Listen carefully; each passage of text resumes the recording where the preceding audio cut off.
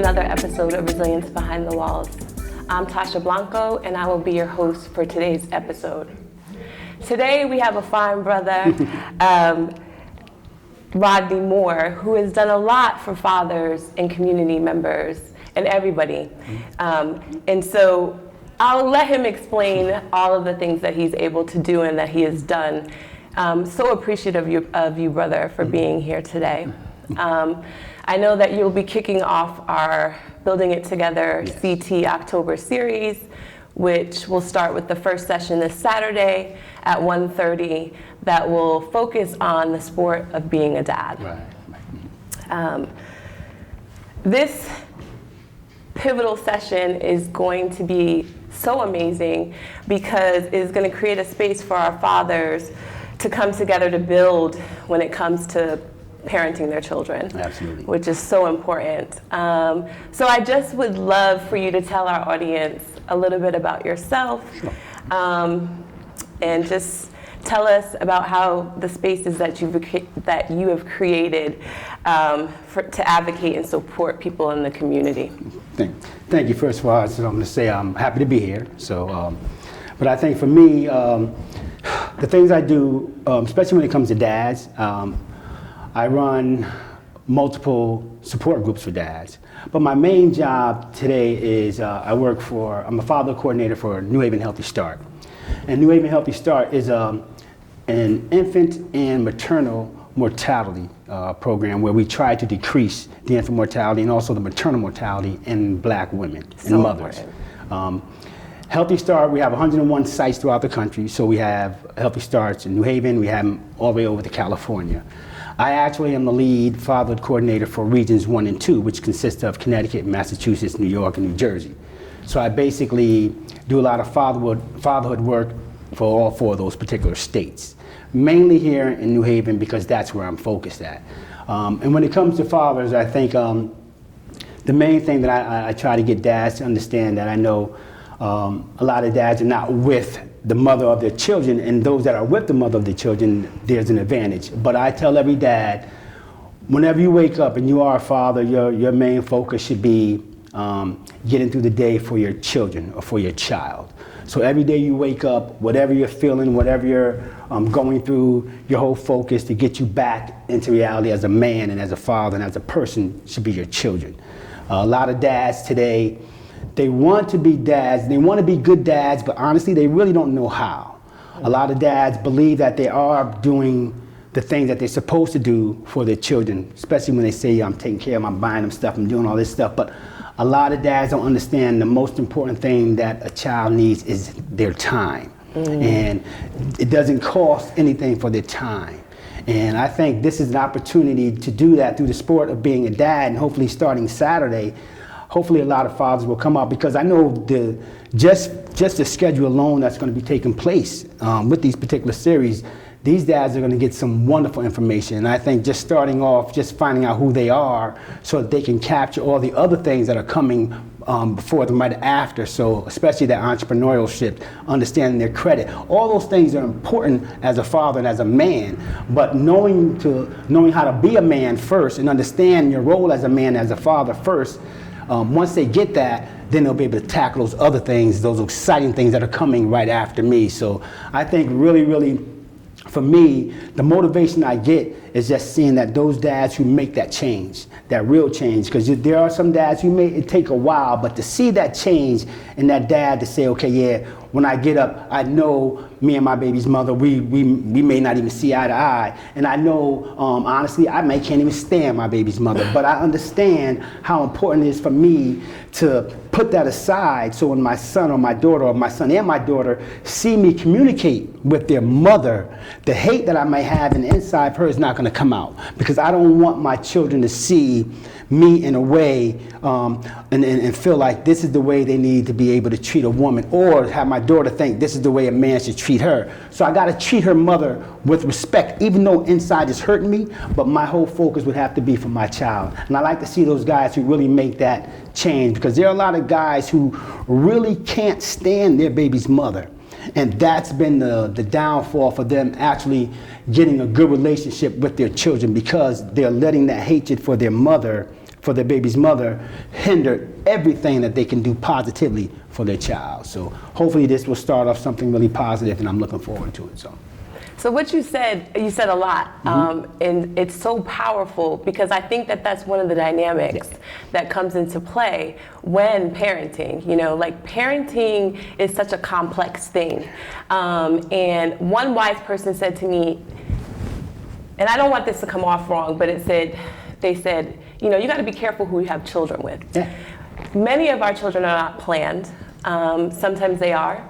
And some of the dynamics that come into play are, you know, this dynamic of we're not getting along. Right. And what that does is that impacts the relationship with the child, their father, their mother, and extended family, right? Because we know as a culture, many of us may have people who may not just be parenting because they actually are the father or the mother. It could be the grandmother, it could be the grandfather, the aunts and the uncles. We get involved. And so those dynamics can come into play. Absolutely. And I'm wondering, without you giving away everything that you're going to be doing on Saturday, how do you see with your conversations with fathers at any age, you know what I mean, to kind of alleviate those things, because that's huge. Right. And so where does the healing begin, or how do you have men open up, especially in a culture where, you know, bravado is a huge thing of I'm a man and I'm not gonna, you know, talk about these things or have a discussion. So I'm going to be quiet for a moment. I just want to... You know, and that's perfect. I'm glad you brought that up because I think, one of the things I do is I do have a group. It's called Sports Sanity. And that is the one way that I think we as men start our dialogue is through sports. Whether it's in the barbershop, whether in the park, whatever. Once we start the dialogue about sports, we become comfortable. And with Sports Sanity, we start off sports because then what that does is all my fathers and all the men that join Sports Sanity understand this is a safe zone. We're going to start off sports. And they understand that athletes are no different than we are. It's just that, okay, their athleticism have taken them to a level, but they still have come from the same environment in which we've come in. So we have to figure out, so even though they may have a lot more money than us, they may be playing in NBA or Major League Baseball or NFL, but the things that they go through as men, as black men, the things that they went through as boys, we all go through. So those things, the money they may have is not going to heal the trauma that we all experience, especially if you grew up in the hood. You have automatic trauma automatically. Some of us hide it because we may have went to school and you can't really tell it, but there's trauma there. We just are able to hide it a little bit more. But anybody that grew up in the hood, there is some childhood trauma based on how you survived just to get through that. So there's some trauma there. And I think for us as fathers, we have to make sure, especially as men, we have to make sure, okay, yes, we know that we love women. And a lot of dudes, just like you said, okay, have had a child by a woman, maybe through a one-night stand because they went out clubbing or whatever, or they wasn't even in a relationship. They just hooked up with a chick and they have a baby. But to understand now is that, okay, whatever you did in the past, the child is here. You can't take that back. So you have to understand that we all do make mistakes, and I would never ever say that a child is a mistake. What you did may have been a mistake, but the child was not a mistake because God always wanted, He won't let any child come here if He's not going to say He's not supposed to be here. So the child is here. So now, if the child is here, you have, as a man, understanding how the child came. Okay, I don't care how it got here, but now that the child is here, the child didn't ask to be here. So now I have to accept that responsibility. So now I have to make sure that this child, which is mine, I have to nurture, develop, and do what I have to do to make sure that that child gets what they're supposed to do to become an adult. I may not even know how to do it because I may not even have that in my life. But like I tell all my dads, a lot of us may not have fathers in our life, but our child is here now. And the one thing I tell every dad who hasn't had a father in their life, whatever you felt when you was younger by not having that dad around, don't let your children feel that same way by not being around. And it doesn't always have to be with money. Like I said, it's not money. It's just that time spent with your child is precious. And if you want to see your child flourish, just spend some time with them all the time and watch how they flourish. You get to see the flourishness of your child when you're there, but you never know if you're not there. But I tell any man, if whatever it is, the child is there, just you gotta take responsibility and handle it for that child, because you know what you went through if you didn't have a dad or someone to take care of you. Don't put the child in that same situation. So I talk to my dads about that, because most of my dads, like you said, they are not in relationships with their baby's mother. But they have to learn to understand that now, however the child is here, so now we have to make that change of what our responsibilities are, because that's part of what I talk about, making that transition from being a single man to being a non-custodial dad, or now just not being a dad. Now you are a dad, or now you're a custodial dad. All that transition, so now everything you used to do before, you can't do the same, because that transition has made you a totally different person. So now your responsibilities have to change. So Amazing. I hope I answered that. No, you did. Yeah. And one of the big things that you brought up, which I'm so happy that you did, is about trauma, right? And many of us deal with trauma differently, and we've had to cope with it in many different ways. And some of us, that's stuffing things away. Some of that is acting out in different types of ways. But if you think about trauma, as you were talking about, we've all been traumatized coming up in the hood, and we've all been traumatized by life in some way, shape, or fashion. Absolutely. At some point in our lives. And I think about the separation of family, and that's a trauma, right? So if my father or my mother goes to prison, or if we are separated because DCF was called for whatever reason, it's thinking about those types of things. And I'm just wondering about, and all the work that you're doing in touching upon that and talking about it, it sounds like, what are some of the things that you feel are great tools to help people kind of manage? Because you said time is important, right? And so if there's some times where I've been separated from my parent because they've been incarcerated, that has a profound impact. And so how does a person who is dealing with that trauma as a parent, maybe with guilt or shame for being separated, and or the child for that separation, how do people start to think about repairing? That's really hard too, but they have to repair. It has to repair, because the child needs, and the individual who's in jail needs all that repairing, because it's going to take time. I also chair a committee called the Criminal Legal Reform Team. It used to be called the Criminal Justice Reform Team. And we'll actually come off the subcommittee of Connect, which was that group that led that whole clean slate initiative, and which takes place, it's supposed to start January 1st. But so as I chaired that committee, we always talked about individuals who are incarcerated. How can we get those individuals that are incarcerated to interact more with the family, their loved ones, and their families? So one of the things was just trying to figure out how can you get people to get past that stigma, like, okay, if you bring the child to prison, that's only letting the child think that, prison is good and all this other stuff. But it's not about giving the child an opportunity to see if it's good or not. It's the opportunity of giving the child to spend time with their parent. I don't care where the parent is. If the parent happened to be in a hospital with cancer somewhere, the child would go to visit the parent in the hospital. It's not like the parent's going to come back home with the child.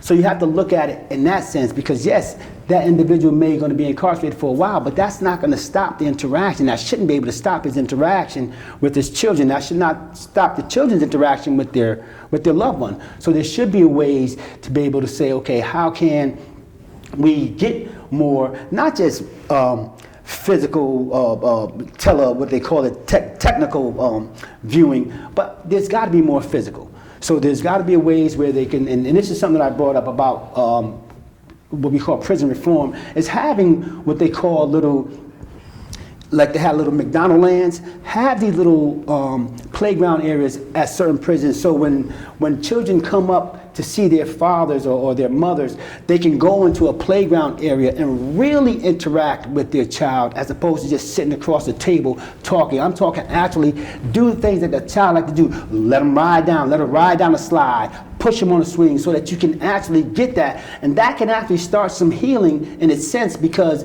you can actually get a real sense of actual some serious bonding time with your children. And it's not like it's so constricted when they come to sit across the table and you got to say to your little girl, you know, I miss you, how you been doing in school.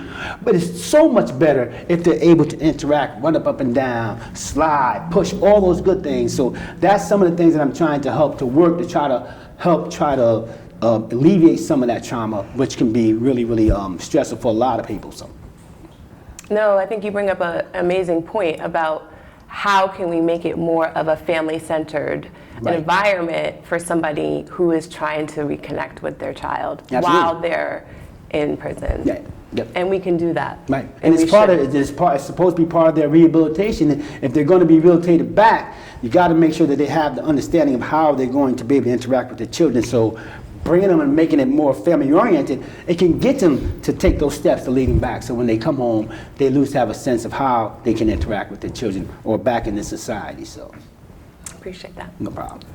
So can you tell us a little bit about what actually motivated you to get started doing this work?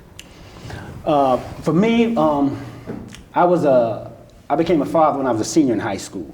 So I think, and I grew up in New Orleans, and I had a lot of friends. So, and I had a lot of friends who didn't have the opportunity to go away to school like I did.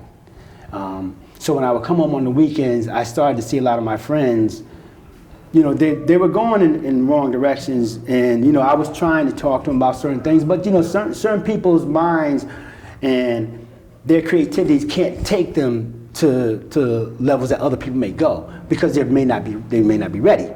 So when I was coming home all the time and I saw the need of my friends, and not just my friends, I just started seeing the need of a lot of men and women and families that seem to be broken. I'm like, well, this is ridiculous. I thought by now things would change. So I said, well, when I get out, I'm going to try to come back home. And I probably could took a Fortune 500 job, but that wasn't for me. I'm like, I need to come back into the community in whatever job I can find in the community, whether it's at a neighborhood community center, whether it's the Boys and Girls Club, but something that can bring me back so I can start doing what I want to do, and that's trying to bring families together. Because I know how important my family was to me, and when you see broken families, you know that can heal everything if the family can stay together. So that really motivated me because I saw a lot of my friends' families breaking up, and I saw a lot of families breaking up. And then when I first came out, that's how I met him. You know, and me and him, and he came and he spoke to some of my kids for me because I was really trying to really find a way to touch these families. And I said to myself, I'm an actor also. So, and I said to myself, well, one way I can do it is try to bring in my acting ability to let kids understand that, you know, how to bring out their creativity so they can feel confident about who they are and where they came from. And I think that's one thing I try to bring out of my dads, to really accept who they are and be confident about speaking up for themselves. And I try to show them that through that ways. But I think just by using my acting and how important it was to keep these families together, it really motivated me to try to do what I can to try to keep families together. So, especially in the black families. So. And we appreciate you for doing that. I think it's so important, right? Especially for people like ourselves to see ourselves in the community and to meet people where they are, right? And you found a way to do that was authentic. Yeah. I'm just thinking about how important it is to change that narrative about our black fathers, our brown fathers, because there's a narrative that is not accurate. Absolutely. And there's an importance of changing that narrative amongst us. I'm not just talking, to me, yes, other people can think what they want to think, but I'm thinking about changing the narrative within our own community. Because we know so many powerful fathers that are taking care of their families and doing what they are doing as being important people and leaders in their households. And so I just appreciate the work that you're doing and empowering. And one of the things that you said was empowering. and not doing the work. So like fathers are actually in that space and they're doing it. Right. They don't need us to do it. They will do it as long as that resource is provided to tap into. So, Thank you. One question that I'm just wondering, with all that you're doing as far as the fatherhood initiative work that you're doing, the work that you're doing around maternal health, those are huge things that are impacting our community on both sides. Women, we know Black women are dying at higher rates than other women are in delivery and through other things. And I'm just wondering for you, what is the biggest, I get like impassioned when we talk about this. So what is one of the biggest challenges that you feel that you're tackling at the moment doing what you see is such important work in support and advocacy, and how are you tackling that? The biggest challenge for me right now, I'm gonna keep it real and I'm gonna keep it transparent. My biggest challenge is getting our Black men to appreciate and understand our Black women and our Black mothers. That's been a challenge because I think a lot of our Black men feel they have this narrative about our Black women. They're too pushy, or they're too aggressive, or they're too needy, or all these other narratives that when I ask and I say to him, so you ain't talking about nothing but a typical woman. So why would you just label that as the Black woman? That's a typical woman. So, but that's the narrative they give. Oh, I can't do. But I want them to understand that sometimes, it was a Black woman who produced you. So you have to understand how important it is, and that's been my biggest challenge, to getting them, and sometimes it's just getting them to understand and respect the female as a person, because sometimes our men tend to look at the female and they can degrade them. They really don't appreciate their intellect, and they don't really appreciate how much a woman can actually support them. Even though, a lot of guys can feel a little jaded because a woman might make a little more to them, but sometimes it's not about that. It's about accepting that woman, appreciating that woman, and trying to figure out or understand how important that woman is when they support you. So that's been a challenge for me, is getting the guys to really appreciate the mother of their children, or just even appreciate women alone, because they can tend to really, really be negative and derogatory to when it comes to women. And sometimes that's not good, because if they can't control it, it tends to come out in front of their children. So, and that's not a good look for children to see. So I appreciate your perspective. I think about how I've had conversations with men and women, and thinking about the preconditioning that has happened within our community to kind of pit us against one another. Right. And so how do we have the open dialogue, and to have the disagreements, and to say what's on my mind, and for you to say what's on your mind, and for me to actually hear you. And so I feel like one of the biggest challenges is respect, and communication. And depending on whatever has happened in our past, whether that be trauma, whether that be conditioning through the US culture that has impacted us and tried to divide our families for so many centuries and generations, that I just feel as though I like thinking about having that open dialogue and that conversation. It's gonna get ugly and it's gonna get messy, right? But it's important, and there has to be mutual respect amongst both men and women. And we both can be powerful, and powerful as a partnership. That's why they decided they wanted to divide and conquer our families. So it's just one of those things that I think about. And often get into tough conversations with people when we start to talk about those things. Well, I'm in this production that was written by Steve Giffen. It's called Death by a Thousand Cuts. And we started as a reading at Quinnipiac, and it talks about the trauma that men go through from little boys, how their fathers was raising them not to be tough, and you don't want to be no sissy, and how some of them, some dudes do are secretly undercover because they are attracted to other men. So this whole thing came about, and we're doing it in New York next week. So, and it was really, really good, because this actually starts that dialogue. Every time we do this, there's so many women who come up after and say, you know what, I really am starting to appreciate, understand what not just the black men, but what the men or male goes through on a daily basis trying to do things. And they really start to get it, and then they start opening up, and we have this huge dialogue around that, those misconceptions that why we feel the way we feel about our women and why they feel the way they feel about the men. So it's a really, really good thing. All right, well, you'll have to let us know how we can check that out, and so in a minute I'm going to ask you to kind of drop some information around like how people can find you online, or any other projects that you're doing. I'm just wondering, is there anything that we didn't discuss today that you wish that I would have asked you?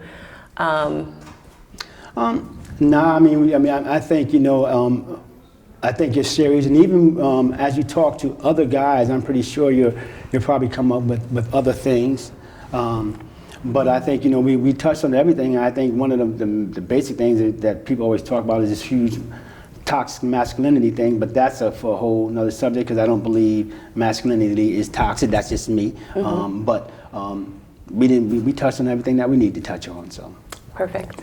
And so for our audience and our viewers, can you let us know where people can reach out to you if they want to learn more about some of the things that you're doing, as far as the initiatives that you're doing and some of your acting work, or whatever you want to share? Like, how can people connect with you? Personally, if you want to connect with me, I'm on Facebook, Rodney Moore. You can see me on Facebook. But when it comes to the work I do, you can find out more at the Clean Slate website. That's that whole Clean Slate website where I do that. And then also, New Haven Healthy Stars, you can find us on Facebook, Twitter, all those things. And it's just New Haven Healthy Start, and you'll find me on all those things. Perfect. Thank you very much. I thank you, and we look forward to you kicking off the October series that I said earlier with Building It Together CT, starting this Saturday at 1:30, 548 Congress Ave. You've met Rodney Moore. He is going to be the one that is going to be talking about the sport of being a dad, as sport of being a father. And so we look forward to that. It seems like it's going to be a powerful, powerful session, and we appreciate you taking the time to be able to provide that to our fathers in the community. Thank you. Thank you for having me. Thank you.